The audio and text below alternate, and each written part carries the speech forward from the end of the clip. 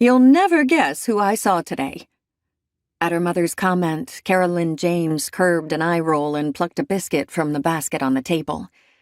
She never won at this game, which had become a standard part of their weekly dinners.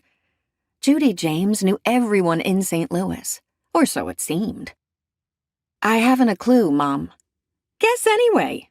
Fine, she'd play along as usual. It was the least she could do for the woman who'd been a rock during the months when grief had darkened her world, blinding her to everything but pain and loss. Without Mom, she would never have survived the tragedy that had changed her life forever and robbed the world of a gifted, caring man. Marlene Richards. Her mother's eyebrows shot up. "Goodness, I haven't heard any news about Marlene in ages. Whatever made you think of her?" "I reviewed an obit today for a Stephanie Richards for the next edition of the paper. No relation, but it made me think of Marlene. She was an excellent teacher. A bit unconventional, but all the kids loved her. I wonder what she's doing these days." "When she retired, she did a stint in the Peace Corps in Africa. She liked it so much she stayed. Last I heard, she was teaching primary school in a little village somewhere back in the bush." Carolyn shook her head and forked a bite of pot roast. "How on earth do you keep tabs on so many people?" "I make it a point to stay connected. And speaking of staying connected, do you want to guess again?" "Nope." Carolyn swirled the piece of meat in the gravy. "Then I'll tell you. David Sloan."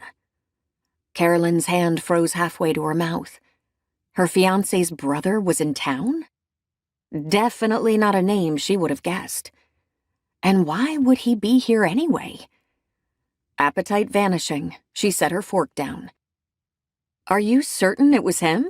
"Yes. I was at the post office, and as I was leaving, I must have dropped my scarf. The next thing I knew, this nice young man came up from behind me and held it out. He looked familiar, but it took me a few seconds to place him.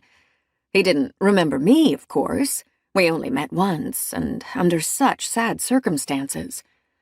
When I introduced myself, the oddest expression came over his face." Judy tilted her head. "Very similar to the one on yours right now." Carolyn schooled her features into a neutral mask. "I imagine he was surprised to run into you." "It was more than that." Her mom continued to study her. Carolyn shifted in her seat.